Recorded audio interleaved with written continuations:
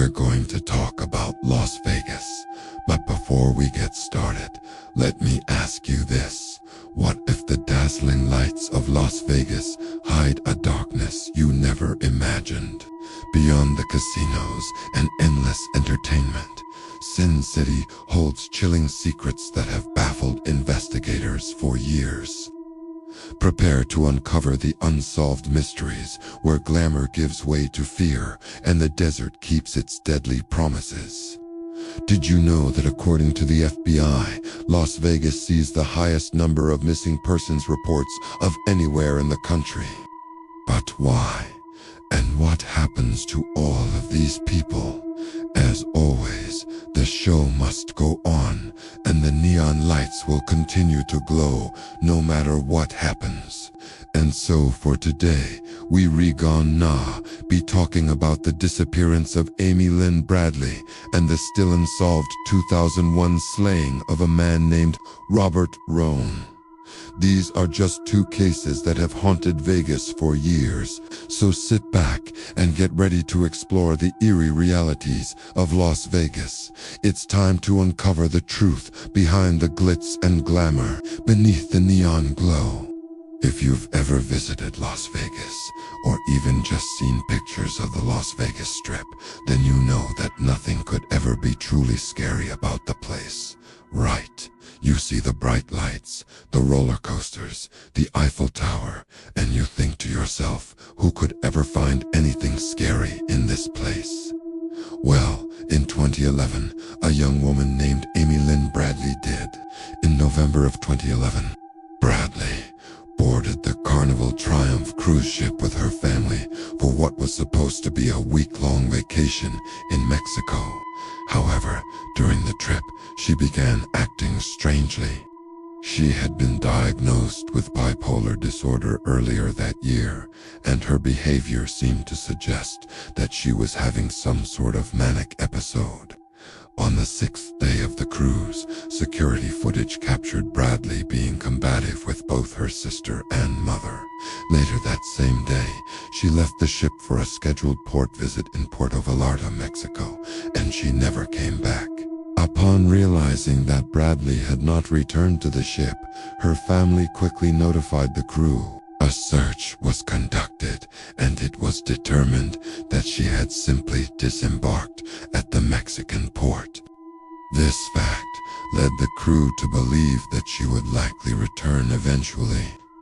After all, cruise ships tend to have pretty strong security, and it would have been very difficult for her to leave the port area without being noticed, when she still didn't come back after an entire day. However, the crew knew they had to take action. They contacted the local Mexican authorities and reported her missing. The ship traveled to her next scheduled stop, while the authorities searched the ship and the port area for any sign of the missing woman. Still nothing. After 3 days, the Carnival Triumph docked in Long Beach, California, and Bradley was still nowhere to be found. In a shocking twist, when the FBI searched Bradley's cabin, they discovered her passport, wallet, money, cell phone, and prescription medication, all of which had been left behind in what appeared to be a rush. Her laptop was also found, but it had been wiped clean. All other traces of her were gone. There were no signs of a struggle. There were no witnesses. And to add another layer to the puzzle, surveillance footage revealed that after leaving the ship, she had walked toward the shore, seemingly of her own accord. That was the last confirmed sighting of her.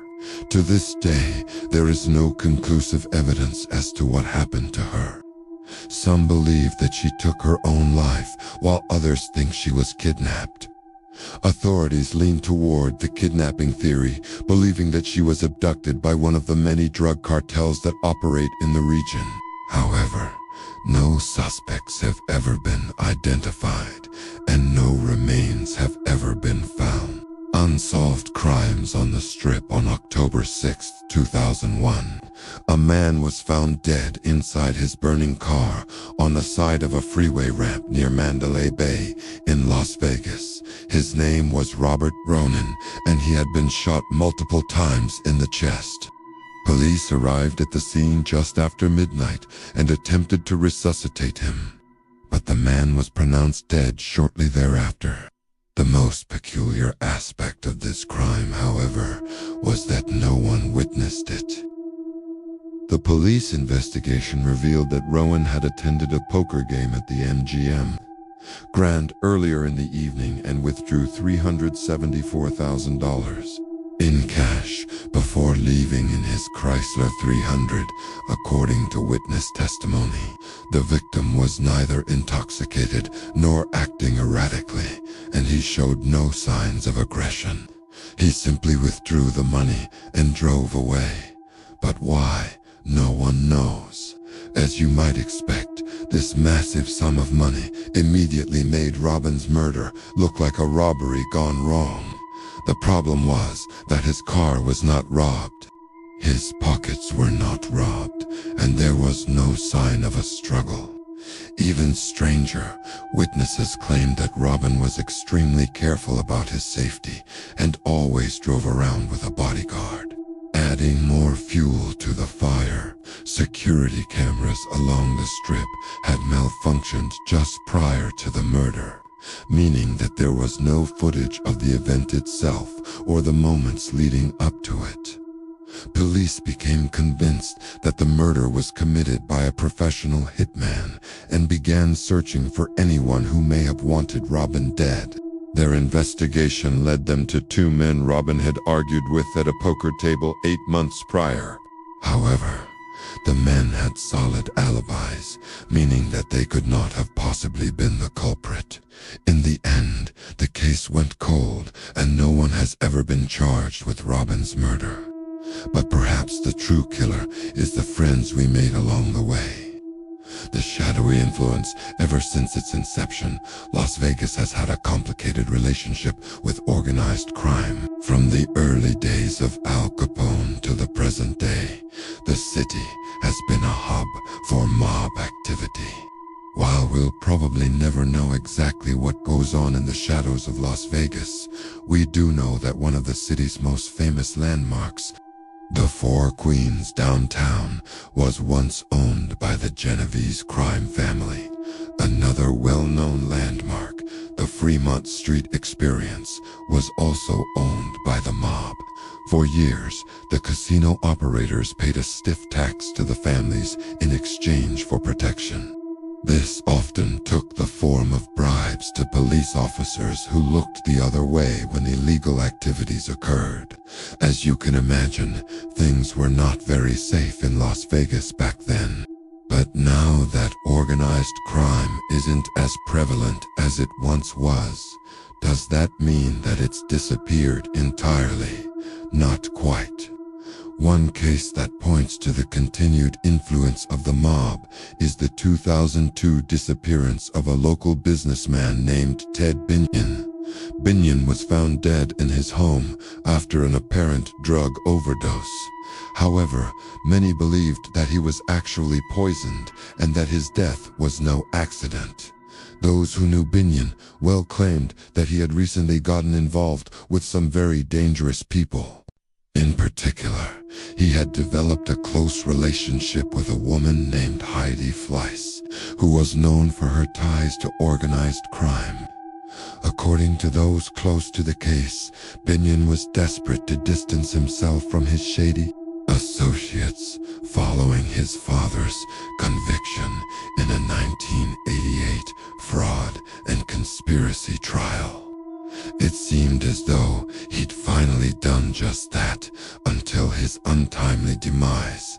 The police investigated the suspicious death, but by the time they had uncovered all of the evidence, it was too late. The culprits had vanished. No charges were ever filed, and the case has remained unsolved to this day. Whether or not the mob is still operating in Las Vegas is unknown, but Ted Binion's death suggests that they never really left.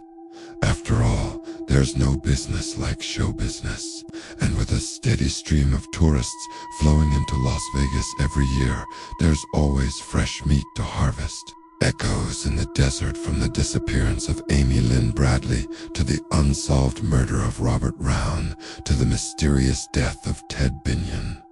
Las Vegas has its fair share of unsolved mysteries.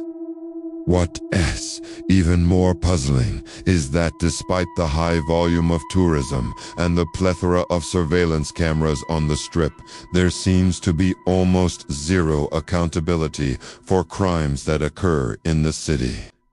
Is this because Las Vegas is simply too big to handle all of these cases? Or is there a more sinister reason at play? It's hard to say. With so much at stake, namely the reputation of one of the world's most famous cities, it's unlikely that we'll ever know the truth behind the unsolved mysteries of Las Vegas. But one thing is certain, the allure of the Strip won't be dimming anytime soon. Thanks for watching. What do you think are the scariest unsolved mysteries in Las Vegas? Let me know in the comments below. And remember, don't trust the dazzling lights.